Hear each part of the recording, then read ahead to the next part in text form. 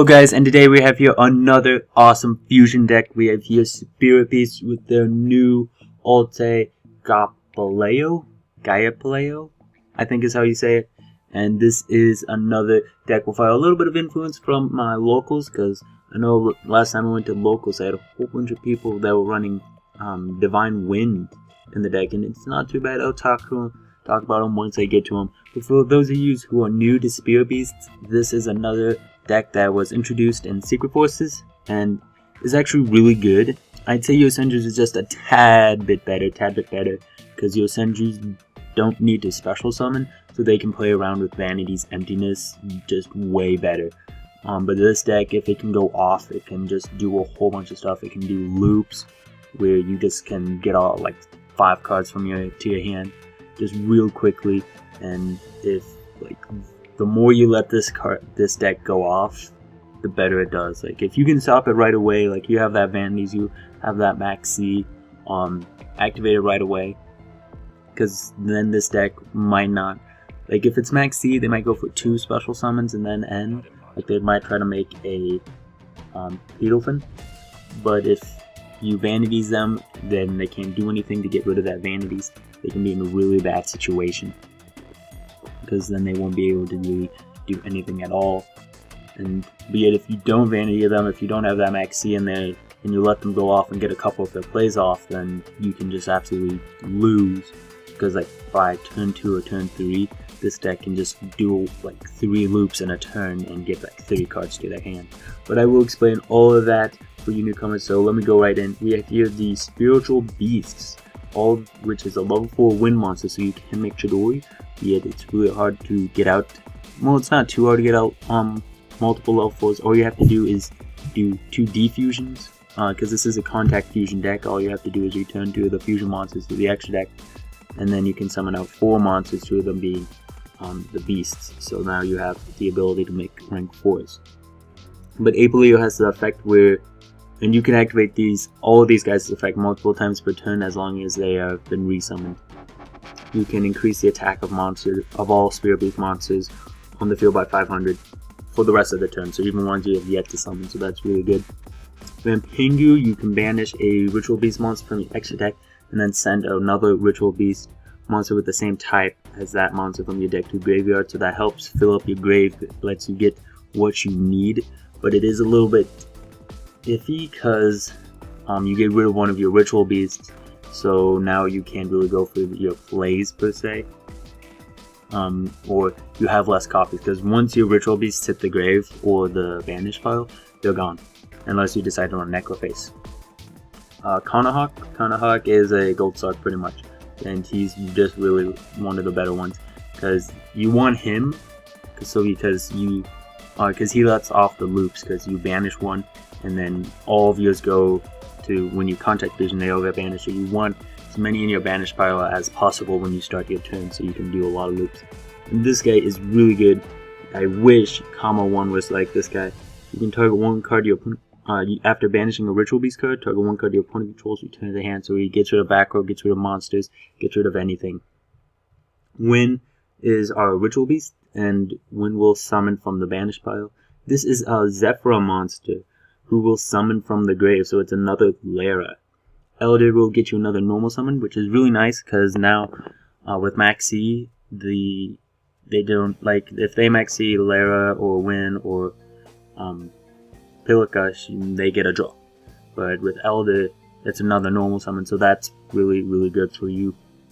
So he gives you that extra normal summon, and you can normal summon the Tamers also, such as Lara, who again summons from grave, as does Pilika. And so she is really, I like her better than Wen, because with the looping, a lot of your Ritual Beast monsters will end up in the grave. And so by next turn, you want to have that Lara instead of that Wen, because your banish pile is probably all like finished, like you've gone through most of it, and they're all in the grave now. Yeah, the people at locals, they're all like, Wen's the best, and it's like, but you putting them in the grave for a reason. But then you have 1 Rejeki, and I added Soul Charge to this deck, because again, you put them all in the grave, and I feel Soul Charge plays would just be really, really stupid in this deck, because you just get to summon out all of your Ritual Beasts, and then you can make as many contact fusions, and you can do a lot of different things. But do note you can only special summon each ritual beast, including these guys, once per turn. Yeah, even her. So Soul Charge can be a little bit iffy, but can still be very decent. Lets you. Can you get these guys? Must be selling. Nope, I don't think you can summon these guys from the graveyard.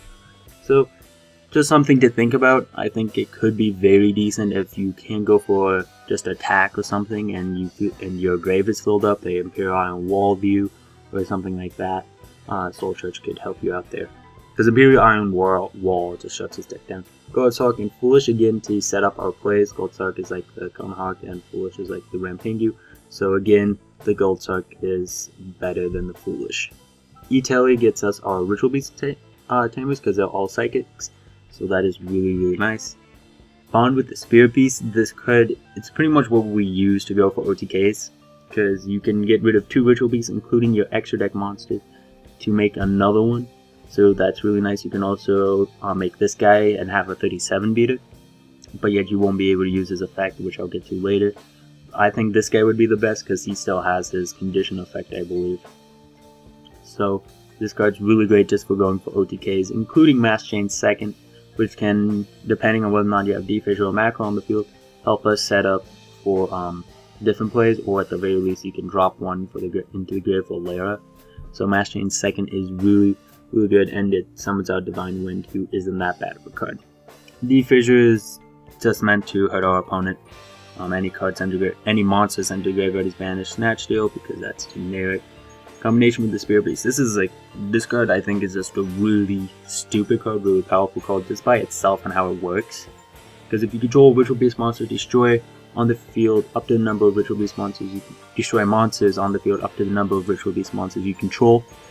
So this card is just, if you have 3 Ritual Beast monsters, you can destroy 3 of your opponent's monsters. If you have 5, you can destroy 5, and you don't lose any of your monsters. So I think this card is just really, really stupid. Like, it reminds me kind of a Vigorous Attack, but yet you don't get rid of the monster, so you just go really plus off of this card. Ritual Beast Ambush is our Call of the Hunted, so that's Premature Burial in 1 card, because it can summon, it summons 1 Tamer and 1 Beast from either the grave or banished. And so if you have 1 in grave, 1 in banished, you can summon them. If they're both banished or both in grave, you can summon them there. So this card is really nice, gets you 2 monsters, and can help get out this guy who is the hardest one to make. And then 3 Vanity's Emptiness. Vanity's is just necessary to run this format, stops your opponent from special summoning. And if you have D-Fissure or Macro, it's like impossible to get rid of. But that can kind of hurt you because now you can't loop, and these monsters are weak naturally. Besides gaia-pelio, who I think is the most powerful. So for those of you who don't know, Macrocosmos banishes any card that goes to the graveyard, which prevents Vanity's Emptiness from being destroyed. So pretty much nobody's allowed to play Yu-Gi-Oh, but yet that can be kind of backfiring on you because now you can't special summon, so it can be a little bit of a problem. And I just realized I don't want MST, but oh well. There's literally no room for MST, and we still have 2 Petalfin, so that is something to think about. Maybe take out the Soul Charge for MSTs. Again, I just do these deck profiles to have you guys think about decks. That is why I am running Mass Chain second, to give you guys food for thought. Anyways, this is the new code, gaia-pelio. It requires 1 Ritual Beast ulti monster, so one of these guys, plus 1 Ritual Beast Tamer, so any of these guys, and 1 Spiritual Beast monster, so any of these guys. You need to have 3 cards on the field, not that hard. Pretty much what you do is you make 2 of these guys, any of these guys, and then you defusion 1 of them, and you can make this guy, so it's not that hard to do. It can be done really easily just with like a Ritual Beast Ambush. Like you summon 2, you make Conahawk, you put them in the grave, you search Lara, summon 1 out, boom, you have a gaia-pelio. And actually you can make another Conahawk, and if you have the non-ulti Conahawk, you can actually do even more looping and have make 2 of these guys get off 2 searches and then defusion and then do this, make this guy. So that's really nice, and you need cards in your hand, so you really want to make Conahawk before making this guy, because if it's summoned this way during either the player's turn, when a spell trap or another monster effect is activated, banish 1 Ritual Beast card from your hand, negate the activation, and if you do, destroy infinite number of negates up to the number of Ritual Beast cards in your hand. so it's like a hero to perfection. So being able to make Connor Hawks is really important. And then Divine Wind, this is a card you summon out with Mass Change 2. Cannot be destroyed by battle. Your opponent can only attack with one monster during each battle phase, so that can kind of slow them down. When this card destroys an opponent's monster by battle and sends it to the graveyard, draw one card. If you have macro or D-Fissure, well, obviously you won't get that draw. But it is mainly there just to do some more OTKs. He's level 8, so you can do it with any of these guys or any of these guys. So he can be really nice. Maybe you don't open up that well, or you open up with like Connor Hawk and gaia-pelio, but you have that layer. You can make Connor Hawk get off an attack. Excuse me, and then do Mass Change 2 for this guy. So now you have a gaia-pelio in grave, a Connor Hawk in grave, and layer in hand. So you can just do a variety of things to help this deck out. And then you want to run 3 of these guys, probably 2 of him. So you can maybe take out one of the rank 4s. Gaia-pelio is a Star Eater. He's unaffected when he declares an attack, which is a little bit unfortunate because if he has an attack boost due to gaia-pelio, it will disappear. So he will only be attacking with 26, which is a little bit weak, but he's unaffected by everything, so that's really nice to get around things. Connor Hawk, you return 2 of your banish cards from your banish pile to the grave, and you can add a Ritual Beast card from your deck to your hand, so he's our main searcher. And the way you loop is by having 3. But do note again, you can only special summon each of these guys once per turn. So the way it works is that you get these 2 guys, let's say Rampangu and Connor Hawk, and then like a Ritual Beast Elder. Let's say you had something like that. And so you have that in your banish pile, you make him, you can then return the Rampangu and the Elder, but then chain Connor Hawk's other effect to return them to the extra deck, because that is a quick effect, to summon out the Connor Hawk and the Elder, and then Rampangu will go to the graveyard. All you need is at least 1 to hit the graveyard, and then you can get off your search for your traps or your monsters, and now you have another Connor Hawk and Elder. You can then use Connor Hawk's effect to banish something like an gaia-pelio, make another Connor Hawk, and if you have another Tamer in your grave, you can then do it again, where you get off a search by returning the Connor Hawk and the Elder, and then summoning out the a Lyra and the gaia-pelio you just sent. So that is how you do the loops. You just have to watch which ones have I special summoned, which ones have I not special summoned that turn. And so then we also have Ulti Petalfin, who cannot be destroyed by card effects. So if your opponent max sees you, you probably want to just make this guy and pass turn, because he has 28 defense, so it's a little bit hard to get over, and he's probably not going to go anywhere. For rank 4s, and again, to make rank 4s, you pretty much make 2 of these guys and then defusion them into a Tamer and a Beast. Tamer and the Beast, and then you can overlay 2 of the Beasts. So you have Ragna 0, a 1/1 Castel Chidori, because Chidori is really good. Hopefully it gets reprinted, and Gold, Premium Gold 2, and Evil Storm Exciton 9. And so that is the deck profile. Actually a little bit long. It's looking like a 14-minute video. But hopefully you guys enjoyed this deck profile. Ritual Beasts, they're looking interesting. I still say Yosenju's is better because of the fact that it's a little bit more anti-meta. Because again, Vanities can hurt this deck, Max C can hurt this deck. Well, and everybody's running those cards, and Yosenju's, like the Yosenju mirror match, it's just awful because it's like, I have a whole bunch of cards in my hand and in my deck that don't do anything against the Yosenju player.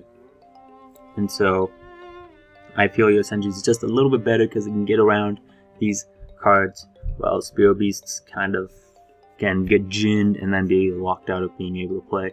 But if you can make Ulti gaia-pelio, I'm horrible, I pronounce it tough, you can just negate pretty much everything. If you have a handful of Ritual Beasts, you can just negate anything and make your opponent cry. But he probably cannot negate counter traps, which I am pretty certain he can't negate counter traps, so Secret Move is still a thing. But who cares about Yosenju's? We want to beat Necros and Clifford's and Burning Abyss. Those are the decks you want to beat. So, hope you guys enjoyed this deck profile. Don't forget, tomorrow will be a duel with this deck. And don't forget to check out my previous video, which was a duel with... I can't believe I've already forgot. Oh, Cyber Dragons. Yeah, with Cyber Dragons. So, you can check out that video. There should be a link when I finish this video, when I'm done talking. So again, thank you guys for watching. Don't forget to leave a like, comment, and subscribe. See you guys later. Bye.